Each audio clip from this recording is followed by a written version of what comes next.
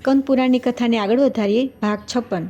પછી જ્યારે પ્રચંડતા ચઢાવવા માટે તેને નમાવ્યું ત્યારે વચ્ચેથી તૂટી તેના 2 ટુકડા થઈ ગયા. ધનુષ્ય તૂટવાનો અવાજ સાંભળીને ત્યાં આવેલા બળવાન રાક્ષસોને મારવા માટે તે બંને મહાબળી બંધુઓએ ધનુષના 2 ટુકડા ઉપાડી લીધા અને તેના વડે જ બધાને મારી નાખ્યા. ત્યાર પછી રંગશાળાના દ્વાર પર ઊભા રહેલા કુવલિયાપીડ નામના હાથીને મારીને મહાન બળ અને પરાક્રમી બળરામ તથા કૃષ્ણે તેના 2 દાંત ઉખાડી લીધા અને તેમને હાથમાં પકડીને ખભા પર મૂકીને ક્ષણવારમાં તેઓ રંગભૂમિમાં જઈ પહોંચ્યા.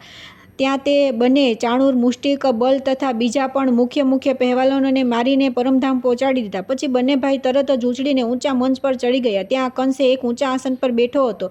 તેણે તણખલા જેવો સમજીને તેઓ તેની પાસે એ રીતે ઊભા રહ્યા જેમ 2 સિંહ તુચ્છ મૃગની પાસે ઊભા હોય. ત્યાર પછી શ્રીકૃષ્ણે મંચ પર બેઠેલા કંસના પગ પકડીને તેને નીચે ખેંચી લીધો અને વેગપૂર્વક આકાશમાં ઘુમાવ્યો. એટલામાં તેના પ્રાણ ચાલ્યા ગયા. ત્યારે પ્રાણ રહિત થઈને કંસને તેમણે ધરતી પર નાખી દીધો. પછી બલરામજીએ પણ કંસના 8 ભાઈઓને મુકાઓ મારી નાખ્યા. આ પ્રમાણે કંસને મારીને શ્રીકૃષ્ણે અત્યંત દુઃખો ભોગવનાર પોતાના માતા પિતાના કારાગૃહમાંથી મુક્ત કર્યા અને અન્ય બીજા લોકોને બલરામ તથા શ્રીકૃષ્ણે આશ્વાસન આપ્યું. શ્રીકૃષ્ણ દ્વારા કંસ મરાઈ ગયો એ સમાચાર સાંભળીને વાસુદેવના બીજા બંધુ બાંધવો કે જેઓ કંસના ત્રાસથી અન્યત્ર ચાલ્યા ગયા હતા મથુરાપુરીમાં પાછા આવી ગયા.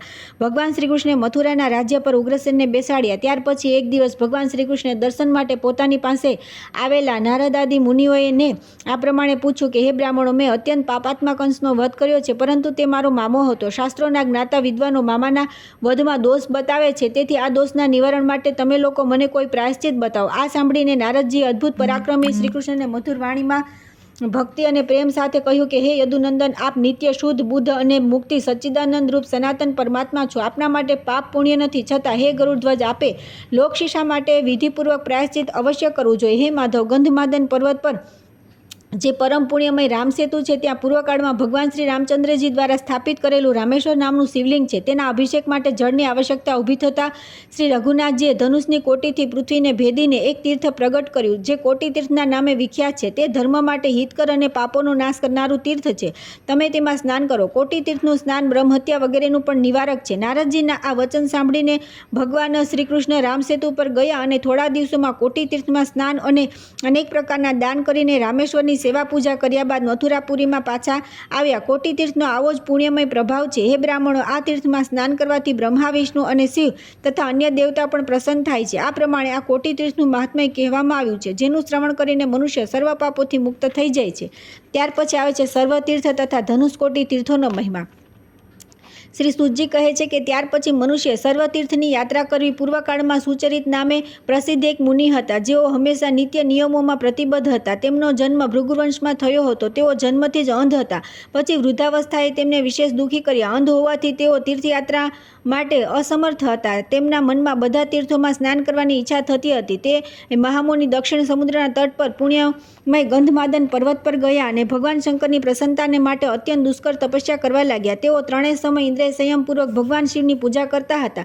3 સમય સ્નાન અને અતિથિઓનો સત્કાર એ જ તેમની દિનચર્યા હતી. તેઓ ભસ્મનું ત્રિપુંડ કરતા, જાબાલ લોપનિષ્ઠની બતાવેલી રીત પ્રમાણે રુદ્રાક્ષની માળા ધારણ કરતા હતા. આ પ્રમાણે બ્રાહ્મણે 10 વર્ષ સુધી ઉગ્ર તપસ્યા કરી. એનાથી ભગવાન ચંદ્રશેખર બહુ પ્રસન્ન થયા અને સુચરિત મુનિને આગળ પ્રગટ થયા. તેઓ મહાન વૃષભ નંદી પર આરૂઢ થઈને ભૂત સમુદાયથી ઘેરાયેલા હતા. તેમના અડધા શરીરમાં ભગવતી ગિરિરાજ નંદિની વિદ્યમાન હતા. તેઓ પોતાના દિવ્ય પ્રકાશથી બધી દિશાઓને પ્રકાશિત કરી રહ્યા હતા. તેમનો વિગ્રહ વિભૂતિઓથી ઉજ્જવળ દેખાતો હતો. તેઓ જટાના ભારથી શોભી રહ્યા હતા. ભગવાન શિવે પોતાના સ્વરૂપના દર્શન કરાવવા માટે તેમને 2 નેત્ર આપ્યા. ત્યારે સુચરિતે પરમેશ્વર શિવના દર્શન કરીને પ્રસન્નચિત્તે આ પ્રમાણે સ્તુતિ કરી. સુચરિત બોલ્યા કે હે દેવ મહેશ્વર, આપનો જય હો. હે કલ્યાણકારી ધુર્જટે, આપનો જય હો. બ્રહ્મ વગેરે દેવતાઓના પૂજનીય દેવ, આપ ત્રિપુરના વિનાશક તથા કાળના પણ કાળ છો, આપનો જય હો. ભગવતી ઉમાના સ્વામી મહાદેવ, આપનો જય હો. કામદેવના વિનાશક નિર્મળ પરમેશ્વર, આપનો જય હો. હે શિવ, આપ સંસાર રોગનું નિવારણ કરનારા વૈદ્ય, પ્રાણી માત્રના રક્ષક તથા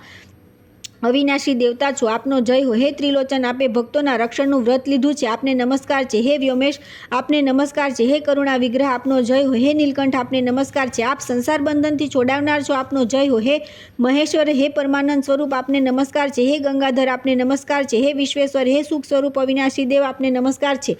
આપ ભગવાન વાસુદેવ છો. શંભો, આપને નમસ્કાર છે. આપ સર્વ ઉગ્ર ભર્ગ તથા કૈલાસપતિને નમસ્કાર છે. હે કરુણા સિંધો, પોતાની કૃપા દ્રષ્ટિથી જોઈને મારી રક્ષા કરો. હે ભગવાન, મારા ચરિત્રની સામે ન જોતા પોતાની દયાથી જ મારો ઉદ્ધાર કરો. આ પ્રમાણે સ્તુતિ કરવાથી ભગવાન ઉમાનાથે સુચરિત મુનિને કહ્યું કે હે મુનિ, તમે કોઈ મનવાંછિત વર માગો. ત્યારે મુનિએ દયાનિધાન શિવજીને કહ્યું કે હે ભગવાન, હે ચંદ્રશેખર, વૃદ્ધાવસ્થાના કારણે મારું શરીર ઘણું ક્ષીણ થઈ ગયું છે, તેથી હું ક્યાંય જવામાં અસમર્થ છું. તેમ છતાં બધા તીર્થોમાં સ્નાન કરવાની મારી ઈચ્છા છે, તેથી તમામ તીર્થોમાં સ્નાન કરવાનું જે ફળ હોય તેની પ્રાપ્તિનું મને સાધન કહો. મહાદેવજીએ કહ્યું કે શ્રી રામચંદ્રજીના સેતુથી પવિત્ર થયેલા ગંધમાદન પર હું બધા તીર્થોનું આહ્વાન કરીશ.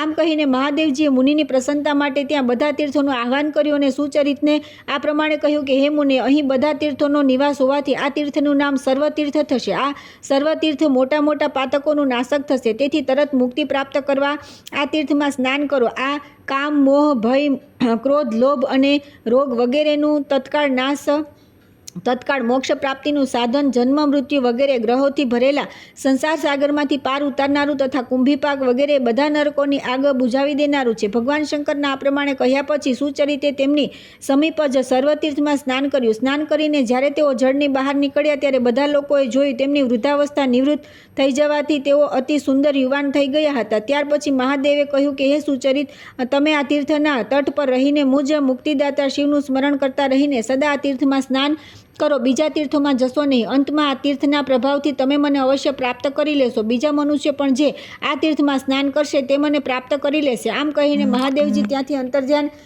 થઈ ગયા. ત્યાર પછી ઘણા સમય સુધી સુચરિત મુનિ સર્વતીર્થના કિનારે રહ્યા. તેઓ સંયમપૂર્વક રહીને હંમેશા તે તીર્થમાં સ્નાન કરતા હતા. દેહાવસાન થતાં તેમણે સર્વ બંધનોથી મુક્ત થઈને ભગવાન શિવનું સાયુજ્ય પ્રાપ્ત કરી લીધું. આ પ્રમાણે આ સર્વતીર્થના મહાત્મ્યનું વર્ણન કરવામાં આવ્યું છે. જે મનુષ્ય આ મહાત્મ્યને વાંચે કે અન્યને સંભળાવે છે તે સર્વ પાપોથી મુક્ત થઈ જાય છે. અતિ પાવન સર્વતીર્થમાં સ્નાન કર્યા પછી મનુષ્ય બ્રહ્મહત્યા વગેરે પાપનાશક ધનુષકોટીમાં સ્નાન કરવું જોઈએ. તેનું માત્ર સ્મરણ કરવાથી મનુષ્ય મુક્ત થઈ જાય છે. જે મનુષ્ય ધનુષકોટીના દર્શન, તેમાં સ્નાન અને તેની ચર્ચા કરે છે તેઓ 28 પ્રકારના નરકોમાં કદી પડતા નથી. મનુષ્યને તુલા પુરુષના દાનથી જે ફળ મળે છે તે ધનુષકોટીમાં ડૂબકી મારવાથી પણ મળી જાય છે. 1000 ગૌદાન કરવાથી જે પુણ્યની પ્રાપ્તિ થાય છે તે ધનુષકોટીમાં સ્નાન કરવાથી પ્રાપ્ત થઈ જાય છે. ધર્મ, અર્થ, કામ અને મોક્ષ આ ચારમાંથી મનુષ્ય જે પુરુષાર્થની ઈચ્છા કરે છે તે ધનુષકોટી તીર્થમાં સ્નાન કરવાથી તરત જ પ્રાપ્ત કરી લે છે. ધનુષકોટી તીર્થ સર્વ પાપનાશક, અદ્વૈત જ્ઞાન પ્રદાતા, ભોગ અને મોક્ષ પ્રદાન કરનારું, અભિષ્ટ મનોરથોનું દાતા તથા અજ્ઞાનનાશક છે. આવું તીર્થ હોવા છતાં પણ મનુષ્ય તે તીર્થને છોડીને અન્યત્ર ભ્રમણ કરતો રહે છે. આ મોટા આશ્ચર્યની વાત છે. ઋષિઓએ પૂછ્યું કે હે સૂતજી, તે તીર્થનું નામ ધનુષ તીર્થ કઈ રીતે થયું? સૂતજી બોલ્યા કે સમસ્ત લોક માટે કંટકરૂપ રાવણ જ્યારે યુદ્ધમાં શ્રી રામચંદ્રજીના હાથે મરાઈ ગયો અને વિભીષણને લંકાના રાજપદ પર સ્થાપિત કરી દેવામાં આવ્યા, ત્યારે સીતા, લક્ષ્મણ તથા સુગ્રીવ વગેરે વાનરોની સાથે રામચંદ્રજી ગંધમાદન પર્વત પર આવ્યા. ત્યાં આવ્યા બાદ ધર્મજ્ઞ વિભીષણે મહાત્મા રઘુનાથજીને હાથ જોડી પ્રાર્થના કરી કે હે ભગવાન, આપના બનાવેલા આ સેતુ માર્ગ પરથી બધા બળવાળા રાજાઓ આવીને મારી લંકાને વ્યવસ્થિત કરશે, તેથી તમે તમારા ધનુષની કોટીથી આ સેતુને તોડી નાખો. વિભીષણને આવી પ્રાર્થના કરવાથી રામચંદ્રજી ધનુષની કોટી વડે તે સેતુને તોડી નાખ્યો. તેથી તે તીર્થનું નામ ધનુષકોટી થઈ ગયું. શ્રી રામના ધનુષની કોટીથી કરેલી રેખાને જે દર્શન કરે છે તેની મુક્તિ થઈ જાય છે. નર્મદાના તટ પર કરેલું તપ મોટા મોટા પાતકોનો નાશ કરનારું છે. ગંગા તટે મૃત્યુ થાય તો મોક્ષપ્રદ છે અને કુરુક્ષેત્રમાં આપેલું દાન બ્રહ્મહત્યા વગેરે પાપોને શુદ્ધ કરનારું છે. પરંતુ ધનુષકોટીમાં તપ, મૃત્યુ અથવા દાન મહાપાતકોનો નાશ, મોક્ષ પ્રાપ્તિ અને મનોરથોની સિદ્ધિ આપનારું છે. મનુષ્ય ત્યાં સુધી પાપ અને ઉપપાપોથી પીડિત રહે છે જ્યાં સુધી તેને મોક્ષદાયી ધનુષકોટીના દર્શન થતા નથી. ધનુષકોટીના દર્શન કરનારા પુરુષના હૃદયની અજ્ઞાન ગ્રંથિ કંપાઈ જાય છે. તેના બધા સંશયો નષ્ટ થઈ જાય છે અને સમસ્ત પાપોનો ક્ષય થઈ જાય છે. પૃથ્વી પર 10,000 કરોડ તીર્થ છે, તે બધાનો નિવાસ આ ધનુષકોટીમાં છે. ધનુષકોટીમાં તપસ્યા કરી દેવતા અને મહર્ષિઓ મહાન સિદ્ધિને પ્રાપ્ત થયા છે. જે મનુષ્ય તેમાં સ્નાન કરીને દેવતાઓને, પિતૃઓનું તર્પણ કરે છે તે સર્વ પાપોથી મુક્ત થઈને બ્રહ્મલોકમાં પૂજાય છે.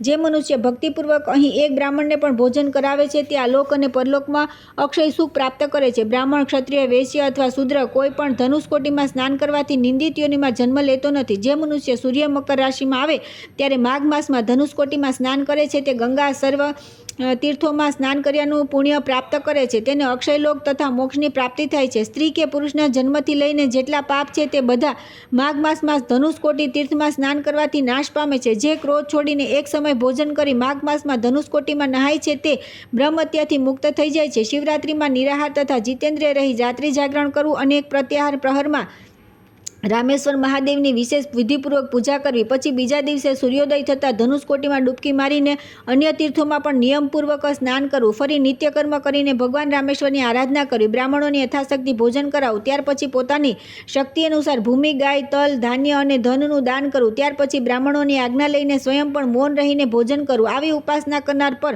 ભગવાન રામેશ્વર પ્રસન્ન થઈને તેના બધા પાપ નષ્ટ કરી નાખે છે અને તેને ભોગ અને મોક્ષ પ્રદાન કરે છે. તેથી મોક્ષની ઈચ્છાવાળા પુરુષે માઘ માસમાં ધનુષકોટીમાં અવશ્ય સ્નાન કરવું જોઈએ. જે સૂર્યનારાયણના અડધા ઉદય સમયે ધનુષકોટીમાં સ્નાન કરે છે તેના વશમાં બ્રહ્મા, વિષ્ણુ અને શિવ ત્રણેય દેવતાઓ થઈ જાય છે. જે મનુષ્ય સૂર્ય અને ચંદ્રગ્રહણના સમયે આ તીર્થમાં સ્નાન કરે છે તે સાયુજ્ય મોક્ષને પામે છે. હે મુનિવરો, તમે બધું જ છોડીને ભોગ અને મોક્ષરૂપી ફળ આપનારા પરમ પવિત્ર ધનુષકોટી જાઓ. ત્યાં જઈને પિતૃઓને પિંડદાન કરો, કેમ કે ત્યાં પિંડદાન કરવાથી પિતરોને કલ્પપર્ય તૃપ્તિ થાય છે. સેતુમૂળ, ધનુષકોટી તથા ગંધમાદન પર્વત આ દેવનિર્મિત ત્રણેય સ્થાન ઋણથી મુક્તિ આપનારા કહેવાય છે. તેથી સંપૂર્ણ પ્રયત્ન કરીને ધનુષકોટીનું સેવન કરવું જોઈએ. દ્રોણાચાર્યનો પુત્ર અશ્વસ્થામા ધનુષકોટીમાં આવીને નિયમપૂર્વક સ્નાન કરીને સૂતેલા બાળકોની હત્યાના ભયંકર પાપમાંથી ક્ષણવારમાં મુક્ત થઈ ગયો હતો.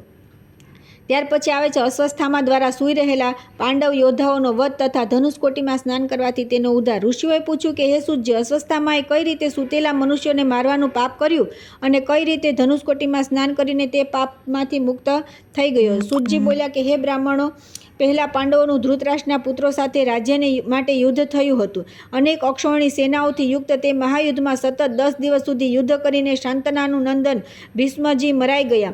5 દિવસ યુદ્ધ કરીને દ્રોણાચાર્ય, 2 દિવસના યુદ્ધમાં કર્ણ અને 1 દિવસ યુદ્ધ કરીને રાજા શલ્યને મારી નાખવામાં આવ્યા. 18મા દિવસના યુદ્ધમાં જ્યારે દુર્યોધન અને ભીમનું ગદા યુદ્ધ થયું ત્યારે ભીમે ગદાથી દુર્યોધનની જાંઘ તોડી નાખી, તેથી તે ધરાશયી થઈ ગયો. ત્યાર પછી યુદ્ધ સમાપ્ત થઈ ગયું. બધા રાજાઓ પોતપોતાની છાવણી પર જવાની ઉતાવળ કરવા લાગ્યા. બધાએ પ્રસન્નતાપૂર્વક શિબિરમાં પ્રસ્થાન કર્યું. ધૃષ્ટદ્યુમ્ન, શિખંડી વગેરે બધા શૃંજ વંશી ક્ષત્રિયો તથા બીજા રાજાઓ પણ પોતપોતાની છાવણીમાં ચાલ્યા ગયા. શ્રીકૃષ્ણ અને સાત્યકીની સાથે પાંડવો પણ પોતાની છાવણીમાં ચાલ્યા ગયા. તે સમયે શ્રીકૃષ્ણે પાંડવોને કહ્યું કે આપણે મંગળ માટે આજની રાત શિબિરની બહાર રહેવું જોઈએ. ત્યારે શ્રીકૃષ્ણ અને સાત્યકીની સાથે પાંડવો છાવણીની બહાર નીકળી ગયા. તે બધાએ ઓઘવતી નદીના કિનારે જઈ સુખપૂર્વક તે રાત્રિ વ્યતીત કરી. આ બાજુ કૃતવર્મા, કૃપાચાર્ય અને અશ્વસ્થામાં સૂર્યાસ્ત થતાં પહેલાં દુર્યોધનની પાસે ગયા. દુર્યોધન રણભૂમિમાં ધૂળથી ખડાયેલો પડ્યો હતો. તેનું સંપૂર્ણ શરીર રક્તથી લથબથ હતું અને તે પૃથ્વી પર પડ્યો તરફડતો હતો. તેને આવીને અવસ્થામાં જોઈને અશ્વસ્થામાએ વગેરે ત્રણેયને ભારે દુઃખ થયું. રાજા દુર્યોધન પણ તે સૂર્યોદયને જોઈને શોકમગ્ન થઈ ગયો. ત્યારે અશ્વસ્થામા ક્રોધથી પ્રચંડ અગ્નિની જેમ સળગી ઉઠ્યો અને આ પ્રમાણે બોલ્યો કે હે રાજન, આ નીચ શત્રુઓએ કપટ કરીને મારા પિતાજીને મારી નાખ્યા હતા, પરંતુ તેના કારણે મને એટલું દુઃખ થયું નથી જેટલું તમારી આ સ્થિતિ કરવાથી થયું. હે સુયોધન, હું મારા સત્કર્મોના સોગંદ ખાઈને કહું છું કે આજે રાત્રે શૃંજયો સહિત પાંડવોનો શ્રીકૃષ્ણના સામે જ વધ કરી નાખીશ. મને આજ્ઞા આપો. અશ્વસ્થામાના આ પ્રમાણે કહેવાથી રાજા દુર્યોધને તથાસ્તુ કહી તેને સ્વીકૃતિ આપી દીધી અને કૃપાચાર્યને કહ્યું કે આચાર્ય, તમે દ્રોણપુત્રને કળશના જળથી સેનાપતિ પદ પર અભિષિક્ત કરો. કૃપાચાર્ય એ પ્રમાણે કર્યું. સેનાપતિ રૂપે અભિષિક્ત થતાં અશ્વસ્થામાએ દુર્યોધનને હૃદય લગાવી દીધો અને કૃપાચાર્ય તથા કૃતવર્માની સાથે તરત ત્યાંથી નીકળી ગયો. તે ત્રણેય વીર દક્ષિણ તરફ ગયા અને સૂર્યાસ્તથી પહેલાં જ શિબિર પાસે પહોંચી ગયા.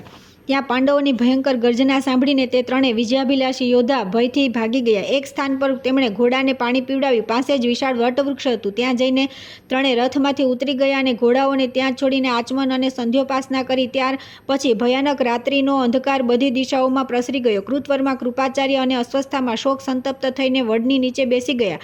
કૃતવર્મા અને કૃપાચાર્યને તો નિંદ્રા આવી ગઈ, પરંતુ ક્રોધથી બળી રહેલા અશ્વસ્થામાની નિંદ્રા ન આવી. તે સાપની જેમ દીર્ઘ શ્વાસ લઈ રહ્યો હતો. તેણે જોયું આ વડલા પર ઘણા કાગડા રહે છે અને બધી બાજુ જુદી જુદી ડાળ પર સુખપૂર્વક સૂઈ ગયા છે. એટલામાં ત્યાં ઘુવડ આવ્યું. તે બહુ ભયંકર હતું. તે બહુ અવાજ કરીને તે વૃક્ષમાં છુપાઈ ગયું અને ઉછળી સૂતેલા કાગડાઓને મારવા લાગ્યું.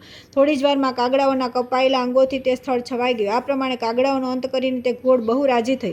અશ્વસ્થામાએ ઘુવડના બધા કરતૂત જોઈ પછી તેણે પણ મનમાં નિશ્ચય કર્યો કે હું પણ આ પ્રમાણે રાત્રિના સમયે સૂઈ રહેલા શત્રુઓનો સંહાર કરીશ. તેણે ઘુવડના આ કૃતકૃત્યને પોતાના માટે ઉપદેશ માન્યો અને વિચાર કર્યો કે સીધી રીતે યુદ્ધમાં હું પાંડવોને જીતી શકીશ નહીં, તેથી છળથી તેને મારવાનો પ્રયત્ન કરો. આવો વિચાર કરીને અસ્વસ્થામાં સૂઈ રહેલા કૃપાચાર્યને કૃતવર્માને જગાડ્યા અને આ પ્રમાણે કહ્યું કે નિર્દયી ભીમે રાજા દુર્યોધનના મસ્તક પર લાત મારી છે, તેથી આજે રાત્રે પાંડવોની શિબિરમાં જઈને આપણે તેમને સૂતેલા જ મારી નાખ્યા. આ સાંભળીને કૃપાચાર્ય કહ્યું કે સૂતાલને મારવા એ ધર્મ નથી, આ કુકર્મ ક્યાંય પણ આદર નથી. આ પ્રમાણે જે લોકો શસ્ત્ર, રથ અને ઘોડાને ત્યાગી ચૂક્યા છે તેમણે પણ મારવા ધર્મ નથી. આપણે ધૃતરાષ્ટ્ર, ગાંધારી તથા વિદુરજીને પૂછી લઈએ અને તે લોકો જેવું કહે તેમ કરીએ. ત્યારે અસ્વસ્થામાં બોલ્યો, મામાજી, પાંડવોએ છળથી મારા પિતાજીને માર્યા છે, તે જ પ્રમાણે હું પણ રાતમાં સૂતેલા પાંડવનો વધ કરીશ. આમ કહીને અસ્વસ્થામાં રથ પર સવાર થઈ ગયા અને ક્રોધથી બળી રહેલા પાંડવોની શિબિર તરફ નીકળી પડ્યા. તેની પાછળ પાછળ કૃપાચાર્ય અને કૃતવર્મા પણ ગયા. શિબિરના દ્વાર પર પહોંચીને દ્રોણપુત્ર અસ્વસ્થામાં ઊભા રહી ગયા.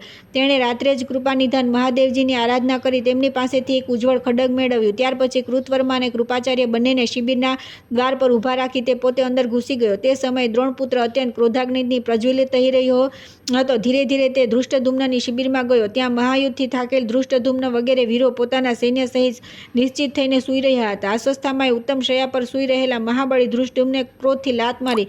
તેના પ્રહારથી જાગીને ધૃષ્ટદ્યુમ્ન શૈયા પરથી ઉઠવા લાગ્યા. તે જ સમયે દ્રોણપુત્રે તેના વાળ ખેંચી તેને પૃથ્વી પર પટકી દીધો અને છાતી પર ચઢીને ધનુષની દોરીથી તેના ગળાને કસીને બાંધી દીધું. બિચારો વિવશ થઈને ચીસો પાડતો અને તરફડતો રહ્યો, પરંતુ અશ્વસ્થામાએ તેને પશુની જેમ ગળું દબાવીને મારી નાખ્યો. તેણે બધા સૈનિકોને પણ સૂતેલા જ મારી નાખ્યા. યુદ્ધામન્યુ અને મહાપરાક્રમી ઉત્તમ ઓઝાને, દ્રૌપદીના 5 પુત્રોને તથા યુદ્ધમાં બચી ગયેલા સોમક નામવાળા ક્ષત્રિય વીરોને પણ તેણે મોતને ઘાટ ઉતારી દીધા. શિખંડી વગેરે ઘણા ક્ષત્રિય વીરોને અસ્વસ્થામાએ તલવારથી કાપી નાખ્યા. તેના ભયથી ભાગીને જે લોકો દરવાજામાંથી નીકળ્યા તે બધા સૈનિકો કૃતવર્મા અને કૃપાચાર્ય મૃત્યુના મુખમાં ધકેલી દીધા. આ પ્રમાણે પૂરી સેનાના મરી જવાથી તે છાવણીએ રીતે સૂની થઈ ગઈ. જેમ પ્રલયકાળમાં ત્રણેય લોક શૂન્ય થઈ જાય, ત્યાર પછી તે ત્રણેય યોદ્ધા પાંડવોથી ભયભીત થઈને શીઘ્ર ગતિથી આમ તેમ નીકળી ભાગી ગયા. અસ્વસ્થામાં નર્મદાના મનોરમ તટ પર ચાલ્યો ગયો. ત્યાં હજારો વેદવાદી ઋષિ પરસ્પર પુણ્ય કથાઓ કહી ઉત્તમ તપસ્યામાં સંલગ્ન રહેતા હતા. દ્રોણાચાર્યના પુત્ર તે ઋષિઓના આશ્રમમાં ગયા. તેના પ્રવેશ કરતાં જ બ્રહ્મવાદી મુનિઓએ યોગ બળથી તેનું દુષ્ચરિત્ર જાણી લીધું અને આ પ્રમાણે કહ્યું કે દ્રોણપુત્ર, તું સૂતેલા મનુષ્યને મારનાર પાપી અધમ બ્રાહ્મણ છે. તારું મુખ જોવાથી પણ અમે અવશ્ય પતિત થઈ જઈશું. તારી સાથે વાતચીત કરનારને 10,000 બ્રહ્મત્યાઓનું પાપ લાગશે. તેથી નરાધમ, તું અમારા આશ્રમેથી દૂર ચાલ્યો જા. તેમના આ પ્રમાણે કહેવાથી અસ્વસ્થામાં લજ્જાઈ તે મુનિના આશ્રમમાંથી નીકળી ગયો. એ જ પ્રમાણે તે કાશી વગેરે પુણ્યતીર્થોમાં ગયો, પરંતુ ત્યાંના મહાત્માઓ બ્રાહ્મણો દ્વારા નિંદિત થઈને પાછો આવ્યો અને અંતમાં પ્રાયશ્ચિત કરવાની ઈચ્છાથી ભગવાન વેદવ્યાસજીના શરણમાં ગયો. મહામુનિ વ્યાસજી બદ્રિકારણ્યમાં વિરાજમાન હતા. તેમની પાસે જઈને તેમણે ભક્તિપૂર્વક પ્રણામ કર્યા. ત્યારે વ્યાસજીએ તેને કહ્યું, દ્રોણકુમાર, તું મારા આશ્રમમાંથી તરત ચાલ્યો જા. સૂઈ રહેલાઓને મારવાથી પાપથી તું મહાપાતકી થઈ ગયો છે. તારી સાથે વાત કરવાથી પણ મને મહાન પાપ લાગશે. અસ્વસ્થામાં બોલ્યો કે હે ભગવાન, બધાથી નિંદિત થઈને હું તમારા શરણે આવ્યો છું. જો તમે પણ આવી વાત કહો છો તો બીજું કોણ મને શરણ આપશે? હે બ્રહ્મન, મારા પર કૃપા કરો, કેમ કે સાધુ પુરુષ દિનજનો પર દયા કરનાર હોય છે. સૂઈ રહેલા મનુષ્યોને મારવાથી જે પાપ થયું તેની શાંતિના માટે તમે મને કોઈ પ્રાયશ્ચિત કહો, કારણ કે તમે સર્વજ્ઞ છો. અસ્વસ્થામાના આ પ્રમાણે કહેવાથી વ્યાસજીએ બહુ વિચાર કરીને તેને કહ્યું કે આ પાપની શાંતિના માટે ધર્મશાસ્ત્રમાં કોઈ પ્રાયશ્ચિત નથી. તેમ છતાં હું એ દોષના નિવારણ માટે એક ઉપાય બતાવું છું. દક્ષિણ સમુદ્રના તટ પર જે પરમ પવિત્ર રામસેતુ છે તે મોક્ષદાયક છે. ત્યાં ધનુષકોટી નામે પ્રસિદ્ધ એક મહાન તીર્થ જે મોટા મોટા પાતકોનો નાશ કરનારું છે અને મનુષ્યને સ્વર્ગ તેમજ મોક્ષ દેનારું છે. તેમાં સ્નાન કરવાથી બ્રહ્મત્યા વગેરે પાપ પણ શુદ્ધ થઈ જાય છે. આ પવિત્ર તીર્થોમાં સૌથી વધારે પવિત્ર તથા તીર્થોમાં સૌથી ઉત્તમ તીર્થ દુઃસ્વપ્ન અને નરકના ક્લેશોનું નાશક તથા પુણ્યજનક છે. તે ધનુષકોટી તીર્થમાં જઈને તમે 1 મહિના સુધી નિરંતર સ્નાન કરો તો સૂતેલા મનુષ્યોને મારવાના આ પાપથી શુદ્ધ થઈ જશો. મહર્ષિ વ્યાસના આ પ્રમાણે કહેવાથી અશ્વસ્થામાં રામસેતુ પર જઈને પુણ્યદય ધનુષકોટી ગયો. ત્યાં તેણે સંકલ્પપૂર્વક 1 માસ સુધી સ્નાન કર્યું. તે દરરોજ 3 રાત સમયે રામેશ્વર શિવની સેવામાં રહેતો હતો. ત્યાર પછી 30મા દિવસે જળમાં સ્નાન કરીને તેણે પંચાક્ષર મંત્રના જપ અને ઉપવાસ કર્યા. પછી રાત્રે ભગવાન રામેશ્વર પાસે જાગરણ કર્યું. બીજા દિવસે ફરી સંકલ્પપૂર્વક ધનુષકોટીમાં સ્નાન કરી તેણે શ્રી રામેશ્વરની ભક્તિપૂર્વક સેવા પૂજા કરી. ત્યાર પછી આનંદાશ્રુ સાથે તે શિવજીની આગળ નૃત્ય કરવા લાગ્યો. તે સમયે ભગવાન શંકર પ્રસન્ન થઈને તેની સામે પ્રગટ થઈ ગયા. તેમના દર્શન કરીને તેણે ભગવાન શિવની આ પ્રમાણે સ્તુતિ કરી કે હે દેવ દેવેશ્વર, આપને નમસ્કાર છે. હે કરુણાકર શંકર, વિપત્તિ રૂપે સમુદ્રમાં ડૂબેલા પ્રાણીઓને પાર ઉતારવા માટે આપના ચરણાવિંદ નૌકા રૂપ છે. હે મૃત્યુંજય, હે ત્રિલોચન, આપની કૃપા દ્રષ્ટિથી મારી રક્ષા કરો. આ પ્રમાણે સ્તુતિ કરવાથી મહાદેવજીએ પ્રસન્ન થઈ અશ્વત્થામાને કહ્યું, દ્રોણકુમાર, સૂઈ રહેલા માણસોને મારવાના કારણે તમને જે પાપ લાગ્યું હતું તે ધનુષકોટીમાં સ્નાન કરવાથી દૂર થઈ ગયું છે. હવે તમે કોઈ વરદાન માંગો. અશ્વત્થામા બોલ્યા કે હે મહેશ્વર, આજે આપના દર્શનથી હું કૃતકૃતાર્થ થઈ ગયો. આપના ચરણાવિંદોમાં મારી અવિચલ ભક્તિ રહો. તથાસ્તુ કહી દેવાધિદેવ મહાદેવ ત્યાં અંતર્ધ્યાન થઈ ગયા. આ પ્રમાણે પાપરહિત, શુદ્ધ અને નિર્મળ થયેલા અશ્વત્થામાનો ત્યાર પછી બધા મહર્ષિઓએ સ્વીકાર કર્યો. ત્યાર પછી આવે છે ધનુષકોટીમાં સ્નાન કરવાથી પરાવસુનો પાપથી ઉદ્ધાર.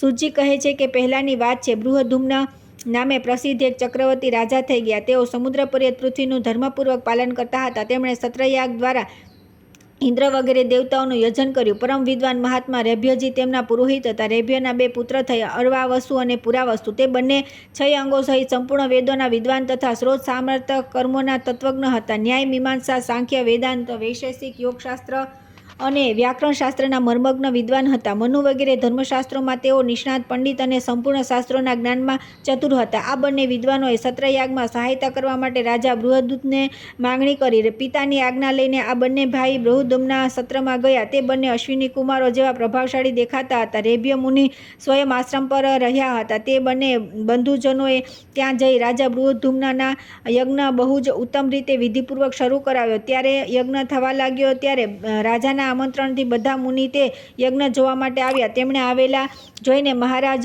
બૃહદુમ્ને સૌનો અર્ધ્ય વગેરે દ્વારા આદર સત્કાર કર્યો. તે સમયે આમંત્રિત રાજાઓ આદરપૂર્વક તે યજ્ઞોત્સવ જોવા માટે અનેક દિશાઓથી ચતુર્ંગની સેના સાથે આવ્યા. બ્રાહ્મણ, ક્ષત્રિય, વૈશ્ય, શૂદ્ર આ 4 વર્ણો તથા બ્રહ્મચારી, ગૃહસ્થ, વાનપ્રસ્થ અને સંન્યાસી આ 4 આશ્રમોના લોકો પણ ત્યાં આવ્યા. શ્રેષ્ઠ રાજાએ તે બધાનો યથાયોગ્ય સત્કાર કર્યો અને બધાને ભોજન માટે અન્ન, ઘી વગેરે પદાર્થો આપ્યા. વસ્ત્ર, સુવર્ણ, હાર અને વિવિધ પ્રકારના રત્નો પણ ભેટમાં આપ્યા. આ પ્રમાણે રાજા બૃહદુમ્ને યજ્ઞમાં આવેલા બધા અતિથિઓનો સત્કાર કર્યો. રેભ્યના પુત્ર અર્વાવસુ અને પુરાવસુએ યજ્ઞ વગેરે કર્મ કોઈ પણ પ્રકારની ત્રુટિ વિના વિધિપૂર્વક કરાવ્યા. તે બંને ભાઈઓની નિપુણતા જોઈને વસિષ્ઠ વગેરે બધા મહર્ષિઓએ તેમની પ્રશંસા કરી. પુરાવસુ થોડું કર્મ કરાવીને તૃતીય સવનના અંતમાં સાયંકાળે ઘરનું કામકાજ જોવા માટે ચાલ્યા ગયા. તે સમયે રેભ્યુ મુનિ કાળું મૃગચર્મ ઓઢીને વનમાં ફરી રહ્યા હતા. તેમને જોઈને પુરાવસુ મનમાં મૃગની આશંકા થઈ. રાત્રિના ઘોર અંધકારમાં તેમના નેત્ર નિંદ્રાથી ભારે થઈ રહ્યા હતા. તેમને પિતાને જોઈને એવું સમજ્યા કે આ કોઈ વનનું મૃગ છે, મને મારવા માટે આવી રહ્યું છે. એવું વિચારીને મૃગ જાણી પોતાના પિતાને જ મારી નાખ્યા. પાસે જતાં તેણે મરી ગયેલા પિતાને ઓળખ્યા અને તે શોકમાં ડૂબી ગયો. તેની બધી ઇન્દ્રિયો વ્યથાથી વ્યાકુળ થઈ ગઈ. ત્યાર પછી પુરાવસુ પિતાના દાહ સંસ્કાર કરી પાછા રાજાના યજ્ઞક્ષેત્રમાં આવી ગયા અને પોતાના દ્વારા જે પાપ થઈ ગયું હતું તે બધું તેમણે નાના ભાઈને કહ્યું. પિતાને મરેલા જાણી અર્વાવસુ શોકથી વ્યાકુળ થઈ ગયો. ત્યારે મોટા ભાઈએ નાના ભાઈને આદેશ આપ્યો કે રાજાનો આ મહાન યજ્ઞ આરંભ થયો છે. તમે હજી બાળક છો, તમારા માં યજ્ઞનું કાર્ય કરવાની શક્તિ નથી.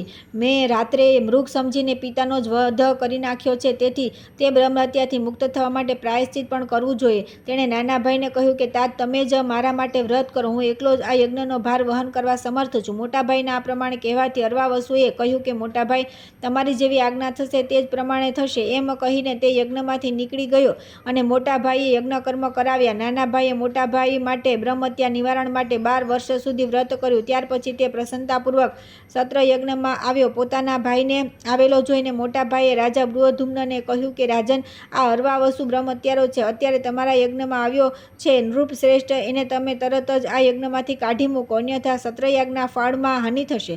પુરાવસુના આ પ્રમાણે કહેવાથી રાજાએ પોતાના સેવકો દ્વારા અર્વાવસુને યજ્ઞમાંથી કાઢી મૂક્યો. ત્યાંના બ્રાહ્મણો પણ તેને ધિક્કારી રહ્યા હતા. અર્વાવસુ આ બધું સહન કરીને ચૂપચાપ વનમાં ચાલ્યો ગયો અને ત્યાં એવી તપસ્યા કરી કે જે દેવતાઓ માટે પણ દુષ્કર હતી. તેના તપથી ભગવાન સૂર્યનારાયણ પ્રસન્ન થઈને સામે પ્રગટ થયા અને આ પ્રમાણે બોલ્યા કે હે અર્વાવસો, તમે તપસ્યા, બ્રહ્મચર્ય, આચાર, શસ્ત્ર શ્રવણ તથા વેદશાસ્ત્ર વગેરેના જ્ઞાનમાં સર્વશ્રેષ્ઠ છો. પુરાવસોએ તમને અપમાનપૂર્વક કાઢી મૂક્યા છતાં ક્ષમાયુક્ત થઈને તમે તેના પ્રતિ ક્રોધ કરતા નથી. તમારા મોટા ભાઈએ પિતાને માર્યા, તમે નહીં, છતાં તમે ભાઈની શુદ્ધિ માટે સ્વયં બ્રહ્મહત્યા નાશક વ્રત કર્યું છે. તેથી હું તમને શ્રેષ્ઠ સમજીને તમારો સ્વીકાર કરું છું. આ પ્રમાણે કહીને દેવતાઓએ તેમને જ્યેષ્ઠ બનાવી દીધા. ત્યાર પછી ઇન્દ્રાદી દેવતાઓએ સૂર્યનારાયણને આગળ કરીને કરીને કહ્યું કે અરવાવસો તમે કોઈ વરદાન માગો. તેણે પ્રાર્થના કરી કે મારા પિતા જીવતા થઈ જાય અને તેમને મારી નાખ્યાની સ્મૃતિ ન રહે. દેવતાઓએ કહ્યું કે એવું જ થશે. એ સિવાય અમે તમને બીજું વરદાન આપવા પણ ઈચ્છીએ છીએ, માગો. અરવાવસુ બોલ્યા કે મારા ભાઈની દુષ્ટતા દૂર થાય. અરવાવસુની આ વાત સાંભળીને દેવતાઓએ કહ્યું કે પરાવસુએ પોતાના બ્રાહ્મણ પિતાની હત્યા કરી છે, તેથી તેને મહાન પાપ લાગ્યું છે. બીજાના કરેલા પાપની બીજા દ્વારા કરેલા પ્રાયશ્ચિતથી નિવૃત્તિ થતી નથી. ખાસ કરીને 5 મહાપાતકો વિશે નિશ્ચિતપણે આ નિયમ છે. તેથી તમારા ભાઈ પુરાવસુનો હજી પાપથી ઉદ્ધાર થયો નથી. દેવતાઓની આ વાત સાંભળીને અરવાવસુએ કહ્યું કે આપની વાત બરાબર છે, તેમ છતાં આપના પ્રભાવ અને કૃપાથી પિતા અને બ્રાહ્મણની હત્યા કરનાર મારા ભાઈનો જે રીતે ઉદ્ધાર થાય તે ઉપાય કૃપા કરીને મને જણાવો.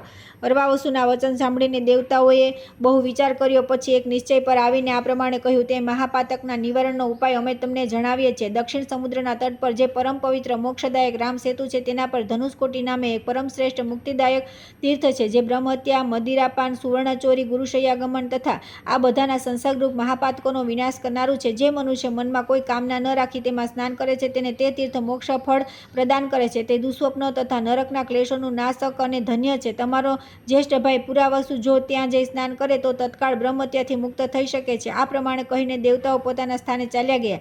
ત્યાર પછી અરવાવસુ પોતાના મોટા ભાઈ પુરાવસુને સાથે લઈ રામચંદ્રજીના ધનુષકોટી નામના તીર્થમાં ગયો. પુરાવસુએ પાતક શુદ્ધિ માટે તે સેતુ પરના તીર્થમાં સંકલ્પ કરી પોતાના ભાઈની સાથે નિયમપૂર્વક સ્નાન કર્યું. સ્નાન કરી જ્યારે તેઓ બહાર આવ્યા ત્યારે આકાશવાણીએ કહ્યું કે હે પુરાવસો, તમારી પિતૃહત્યા અને બ્રહ્મહત્યા નષ્ટ થઈ ગઈ. ત્યારે નાના ભાઈ સાથે પુરાવસુએ શ્રી રામચંદ્રજીની ધનુષકોટીને ભક્તિપૂર્વક પ્રણામ કર્યા અને રામેશ્વર મહાદેવને ભક્તિભાવથી મસ્તક નમાવી બંને ભાઈ પોતાના પિતાના આશ્રમ પર ગયા. ત્યાં રેભ્ય મુનિ ફરીથી જીવતા થઈ ગયા હતા. તેમણે પોતાના બંને પુત્રોને આવેલા જોઈ મનમાં બહુ સંતોષનો અનુભવ કર્યો અને પુત્રોની સાથે તેઓ સુખપૂર્વક આશ્રમમાં રહેવા લાગ્યા.